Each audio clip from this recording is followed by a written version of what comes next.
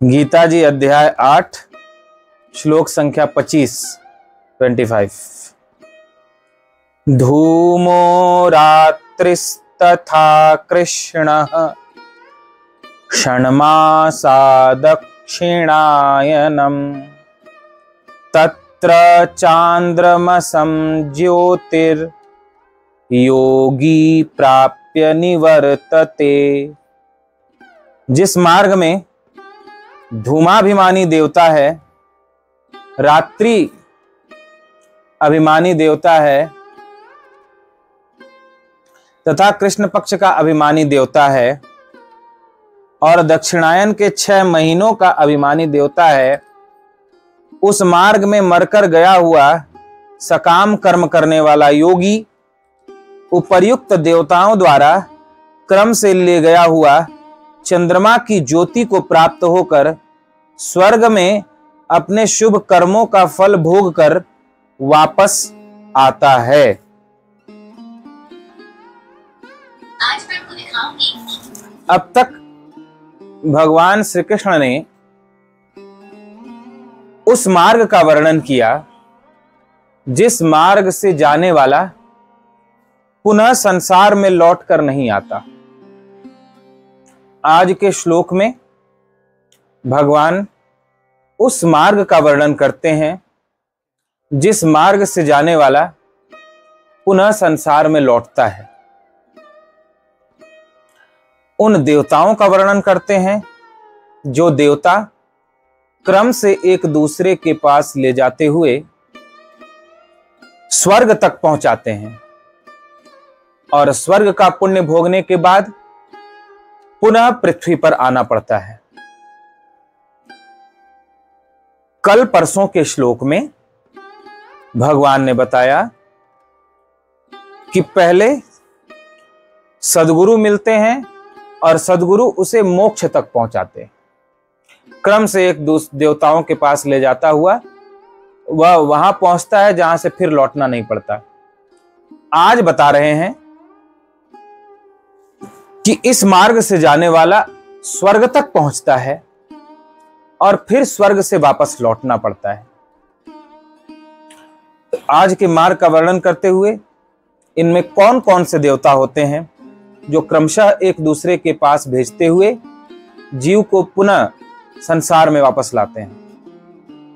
कहते हैं जिस मार्ग में धूमाभिमानी देवता है, धूम कहते हैं धुएं को, और धुएं में कुछ स्पष्ट दिखाई नहीं पड़ता। चारों तरफ धुआं हो जाए तो कुछ दिखाई नहीं पड़ता, आंख भी बंद करना पड़ता है। तो जो धुएं के जैसा देवता है, धूमाभिमानी देवता है, रात्रि अभिमानी देवता है तथा रात्रि में जिसमें अंधकार होता है, अंधकार अज्ञान है, तो जिसमें अज्ञान जैसी रात्रि ही मुख्य है तथा कृष्ण पक्ष का अभिमानी देवता है।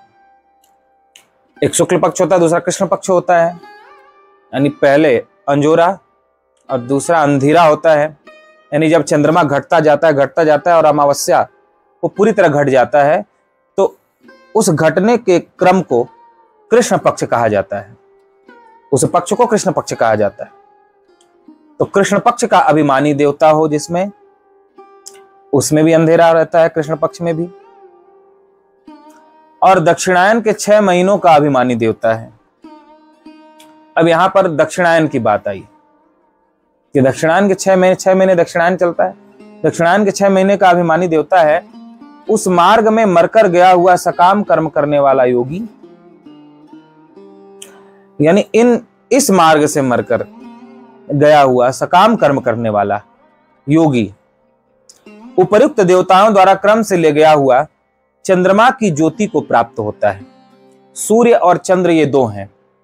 सूर्य दिन में होता है और चंद्रमा रात्रि में होता है। दिन यानी ज्ञान मुक्ति और रात्रि यानी अज्ञान बंधन, इसलिए यहां चंद्रमा की बात आई है, चंद्रमा की ज्योति की बात आई है। स्वर्ग में अपने शुभ कर्मों का फल भोग कर वापस लौट आता है। स्वर्ग तक पहुंचता है और फिर जब उसका पुण्य समाप्त हो जाता है तो उसे मृत्यु लोक में वापस आना पड़ता है। अब इसके आध्यात्मिक अर्थों को समझेंगे। हमने सबसे पहले इसके शाब्दिक अर्थों को समझा। अब इसमें एक विशेष बात आप देखेंगे, सब कुछ अंधकार अंधकार अंधकार अंधकार जैसा ही है। जैसे धुआं भी अंधकार जैसा ही होता है, धुएं में कुछ दिखाई नहीं पड़ता। धूम शब्द का अर्थ धुआं। जो पहला देवता है उसे धूमाभिमानी देवता कहा। तो ये भी मतलब जिसमें स्पष्ट न दिखाई पड़े, अंधकार हो, ऐसा देवता है। दूसरा, रात्रि का अभिमानी देवता, रात्रि भी अंधकारमय है। कृष्ण पक्ष में भी अंधकार ही होता है। और दक्षिणायन के 6 महीने का अभिमानी देवता। तो इस प्रकार सब अंधकारमय ही है। तो जो सकाम कर्म करते हैं वो मानो अंधकार में जी रहे हैं, यानी अज्ञान में जी रहे हैं। सकाम यानी कामना से युक्त। जो कामना से युक्त होकर के साधना कर रहे हैं, भक्ति कर रहे हैं, वे सकाम कहे जाते हैं। तो जिनके मन में सुख की कामना है, जिसके मन में भोग की कामना है, वो जब अपने देह का त्याग करते हैं तो देह का त्याग करने के बाद उस सकामी के सूक्ष्म शरीर को ये देवता क्रम से एक दूसरे के पास ले जाते हुए स्वर्ग तक पहुंचाते हैं। स्वर्ग में वह दिव्य सुखों को भोगता है और पुनः उसे संसार में गिरना पड़ता है। अब इसके कुछ आध्यात्मिक अर्थ हम जानेंगे। धूमाभिमानी देवता हैं कुल पुरोहित। जैसे आध्यात्मिक मार्ग में मुख्य देवता हैं सद्गुरु। कल आप लोगों को बताया गया कि आध्यात्मिक मार्ग से जब कोई चलता है, यानी उस मार्ग का चुनाव करता है जहां से पुनः संसार में नहीं लौटना पड़ता, तो उसका पहला देवता है सद्गुरु। लेकिन जिस मार्ग से जाकर फिर लौटना पड़ता है, उसका पहला देवता है कुल पुरोहित। सद्गुरु और कुल पुरोहित ये 2 होते हैं। कुल पुरोहित आपके कर्मकांड कराते हैं, शादी विवाह कराते हैं, वो कुल पुरोहित होते हैं। लेकिन जो मोक्ष तक पहुंचाते हैं, जो वहां तक पहुंचाते हैं जहां से फिर नहीं लौटना पड़ता, वो होते हैं सद्गुरु। कुल पुरोहित मोक्ष तक नहीं पहुंचा सकते, कभी न आने जाने वाली गति तक नहीं पहुंचा सकते, भगवान तक नहीं पहुंचा सकते। कुल पुरोहित कर्म कांड इत्यादि कराकर स्वर्ग तक पहुंचा सकते हैं। तो जो स्वर्ग की कामना करने वाले हैं, उनके लिए पहला देवता कुल पुरोहित है। यानी धूमाभिमानी देवता, पहला देवता कुल पुरोहित ही धूमाभिमानी देवता है। अब कुल पुरोहित क्या करते हैं? दूसरे देवता के पास पहुंचाते हैं, जिसे रात्रि का अभिमानी देवता कहा जाता है। रात्रि का अभिमानी देवता कौन है? अज्ञान ही रात्रि का अभिमानी देवता है। मैं, तू, मेरा, तेरा, यही रात्रि अभिमानी देवता है। जैसे रात्रि में कोई सो जाता है, सोकर स्वप्न देखता है, तो वह स्वप्न झूठा होता है।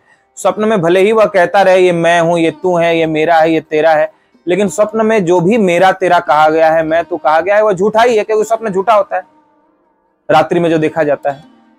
उसी प्रकार अज्ञान की रात्रि है, मोह की रात्रि है, जिसमें हम सभी कह रहे हैं ये मैं है, ये तू है, ये मेरा है, ये तेरा है। और इस प्रकार मैं तू मेरा तेरा के अज्ञान में बंधे हुए हम अनेक प्रकार के सुख को सत्य समझकर उसे भोगने की कामना कर रहे हैं। तो इस प्रकार रात्रि का अभिमानी देवता, अज्ञान ही रात्रि का अभिमानी देवता है। जिसे हम सत्य समझ रहे हैं वह असत्य है। भोग, ऐश्वर्य, मैं, तू, मेरा, तेरा, यही रात्रि का अभिमानी देवता। जो हमें सुख भास रहा है भोग में, यही रात्रि का अभिमानी देवता है। जो हमें अपना और पराया लग रहा है, यही रात्रि का अभिमानी देवता है। अपना, पराया, मैं, तू, मेरा, तेरा, अज्ञान, यही रात्रि का अभिमानी देवता है। तो कुल पुरोहित पहले देवता है। कुल पुरोहित उनके लिए हैं जो मैं तू मेरा तेरा विषय वासना इनकी इच्छा करता है। तो कुल पुरोहित आपको प्रेरणा करते हैं सुख पाने की, भोग ऐश्वर्य पाने की।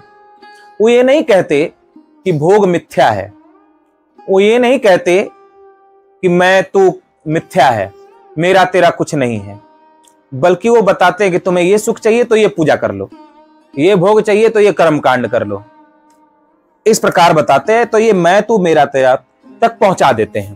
पहले देवता कुल पुरोहित हैं, कुल पुरोहित मैं तू मेरा तेरा सुख भोग ऐश्वर्य जो मिथ्या है वहां तक पहुंचा देते हैं। तो यह दूसरा देवता है तथा कृष्ण पक्ष का अभिमानी देवता है। अब मैं तू मेरा तेरा आदि के पास पहुंचने के बाद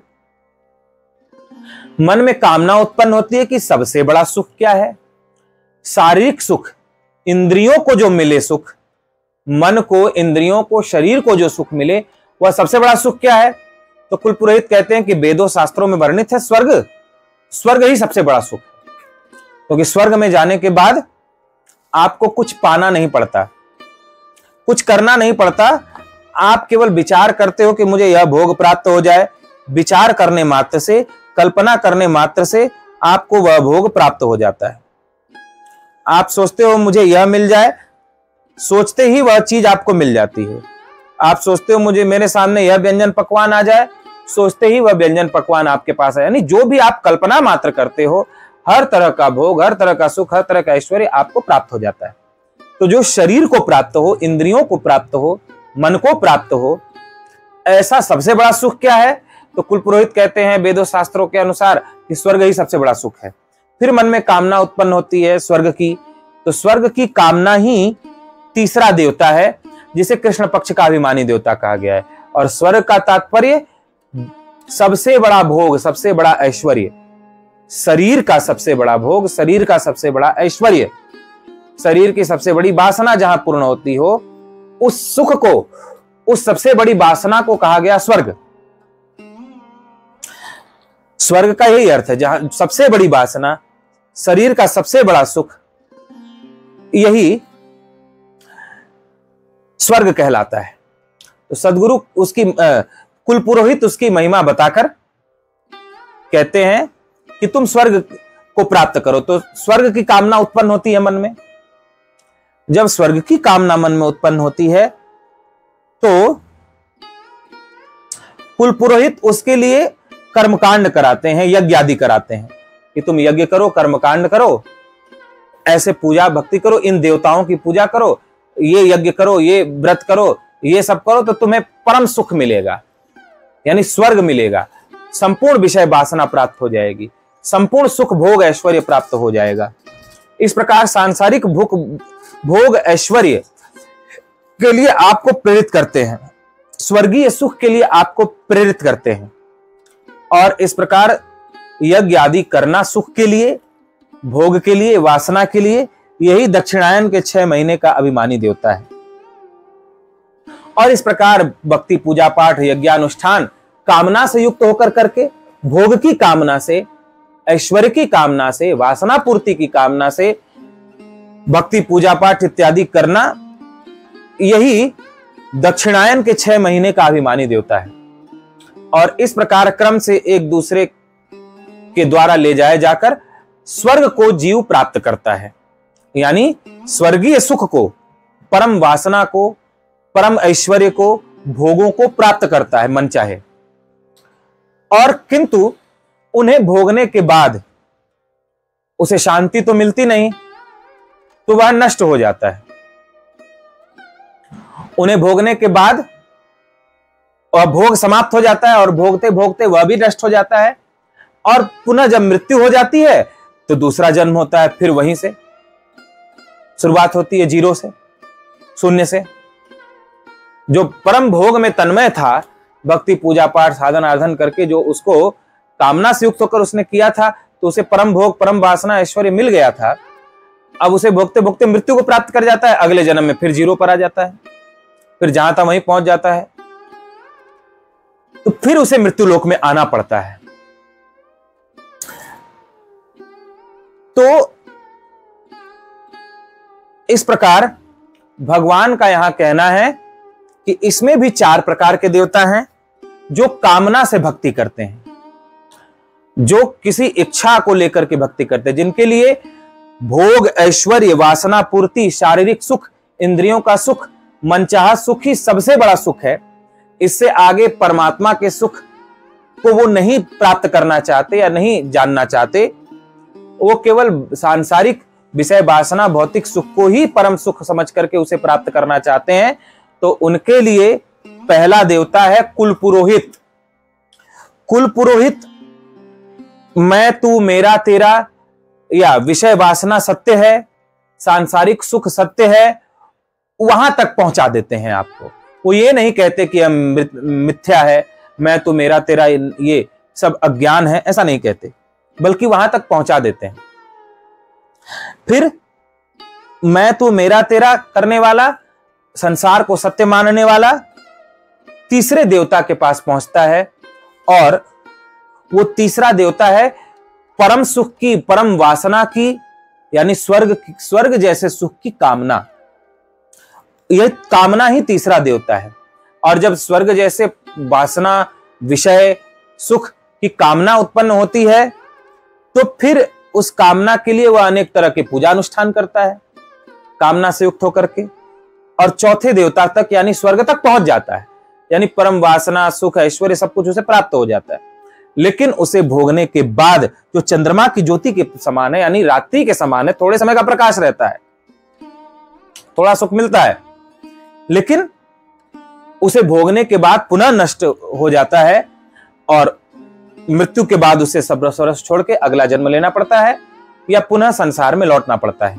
तो जो पहले मार्ग का वर्णन किया और आज इस मार्ग का वर्णन किया, दोनों में मूल अंतर यही है कि पहले मार्ग से जाने वाला कभी लौटकर नहीं आता, जिसमें सद्गुरु के पास जाता है, सद्गुरु उसे नाम या ज्ञान प्रदान करते हैं, नाम और ज्ञान से उसे वैराग्य होता है, फिर ध्यान प्रकट होता है, फिर समाधि प्रकट होती है, और इस प्रकार फिर वह पुनः संसार में नहीं आता, ब्रह्मानंद को, परमानंद को प्राप्त होता है। तथा आज जो मार्ग बताया उसमें स्वर्गीय सुख को, वासनाओं के सुख को, शरीर के सुख को सबसे बड़ा सुख मानने वाले को पहले कुल पुरोहित मिलते हैं। कुल पुरोहित मैं तू मेरा तेरा या संसार को सत्य बताते हैं। फिर उसके बाद वह अनेक तरह के सुख भोग ऐश्वर्य की कामना करता है, फिर कामना करने के बाद उसको प्राप्त करने के लिए प्रयत्न करता है, और अनेक तरह के भक्ति पूजा पाठ उन वासनाओं की, इच्छाओं की पूर्ति के लिए करता है। इच्छा पूर्ति हो जाती है, लेकिन उसे भोगने के बाद मृत्यु को प्राप्त करके वह नष्ट हो जाता है, फिर उसका जन्म होता है, और इस प्रकार वह पुनः संसार में लौटता है। तो एक पहला मार्ग जिसके मुख्य देवता सद्गुरु होते हैं, निष्काम मार्ग है, बिना कामना के, जिसमें भक्ति पूजा पाठ की जाती है, उससे जाने वाला पुनः संसार में नहीं लौटता। और दूसरा कामना से युक्त होकर के की गई भक्ति, जिससे चलने वाला पुनः संसार में लौटता है। बोलिए सत्य सनातन धर्म की जय।